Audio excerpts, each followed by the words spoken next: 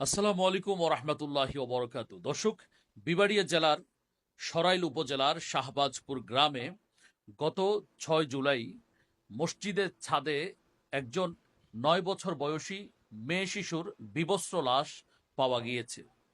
উক্ত লাশকে কেন্দ্র করে ইতোমধ্যে পুলিশ মসজিদটির ইমাম এবং মুয়াজ্জিনকে গ্রেপ্তার করেছে এবং আজকে আমরা জানতে পেরেছি তাদেরকে রিমান্ডে নেওয়া হয়েছে ২ দিনের জন্যে।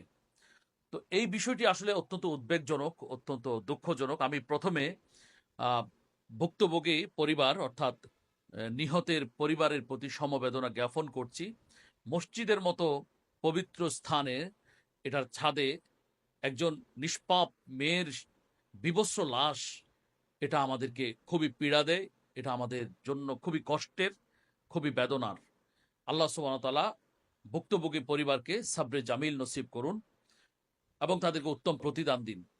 দর্শক, এই ঘটনায় সন্দেহজনকভাবে ইমাম এবং মুয়াজ্জিনকে পুলিশ যে গ্রেপ্তার করেছে, এ বিষয়ে আমরা গতকালকে এই মামলার আইও যিনি তদন্ত কর্মকর্তা জনাব আবির হোসেন, আমি তার সাথে সরাসরি কথা বলেছি এবং আমাদের কেন্দ্রীয় সাংগঠনিক সম্পাদক মাওলানা আতিকুল্লাহ বিন রফিক সাহেবের নেতৃত্বে বিবাড়িয়া জেলা নেতৃবৃন্দ, সরাইল উপজেলা নেতৃবৃন্দ ঘটনাস্থল পরিদর্শন করেছেন। তারা পুলিশের ওসি এবং ভুক্তভোগীর পরিবার সহ সকলের সাথে সাক্ষাৎ করেছেন, ঘটনার বিস্তারিত জেনেছেন। এখনো পর্যন্ত পুলিশ কাউকে শনাক্ত করতে পারেনি।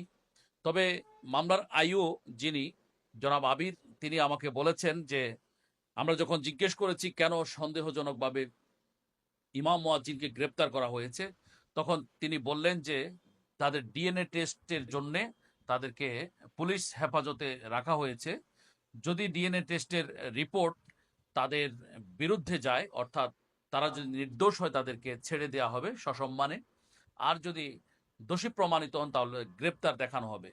কিন্তু আমরা লক্ষ্য করছি ডিএনএ টেস্টের রিপোর্ট আসার আগেই তাদেরকে রিমান্ডে নেওয়া হয়েছে। এটা খুবই উদ্বেগজনক।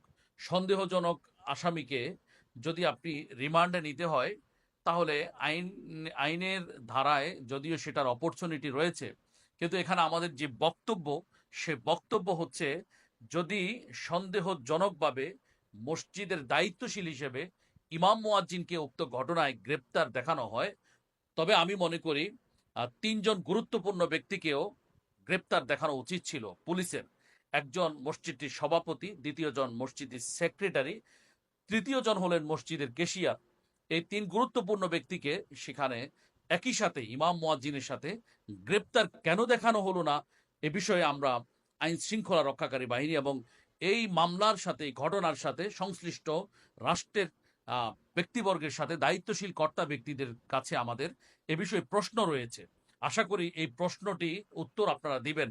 কেন এই মসজিদের দায়িত্ব পালনে অবহেলা করার কারণে যদি ইমাম মুয়াজ্জিনের মানে সেখানে দণ্ড হয়, তাদেরকে যদি গ্রেপ্তার দেখানো হয়, তাহলে একই কারণে কেন দায়িত্বে অবহেলার কারণে, কেন দায়িত্বশীল জায়গায় থাকার পরেও কেন মসজিদটির সভাপতি, সেক্রেটারি এবং কেশিয়ারকে গ্রেপ্তার দেখানো হলো না? এটা খুবই বৈষম্যমূলক আচরণ হয়েছে বলে আমি মনে করি। গ্রেপ্তার দেখালে তাদের ৫ জনকেই দেখানো উচিত ছিল। এছাড়াও আমরা মামলার আইও জনাব আবিরকে আমি দাবি জানিয়েছি যে সিডিআর এর মাধ্যমে সেই এলাকায় ঘটনাস্থলে ৫ এবং ৬ তারিখে ওই সময়টাতে কাদের কাদের যাতায়াত ছিল সেটি মোবাইল নেটওয়ার্কের মাধ্যমে তারা শনাক্ত করতে পারেন। সেটার জন্য আমরা দাবি জানিয়েছি শাহনাসাবাদ জাতীয় খতিব ফাউন্ডেশনের পক্ষ থেকে। আশা করছি আমরা এই সিডিআর এর মাধ্যমে পুলিশ শনাক্ত করবেন সেই এলাকায় আসলে কারা সেখানে গিয়েছে। আমাদের কথা সুস্পষ্ট, ইসলামের লেবাস লাগিয়ে ইমাম মুয়াজ্জিনের মতো পবিত্র, গুরুত্বপূর্ণ, সম্মানজনক পদে থেকে তারা যদি ঘটনার সাথে জড়িত হয়, তাহলে আমরা মনে করি এমন দৃষ্টান্তমূলক শাস্তি তাদের হওয়া উচিত, যেই শাস্তি এদেশে এই সব দায়িত্বগুলোতে যারা আসবে তারা যুগ যুগ ধরে মনে রাখবে।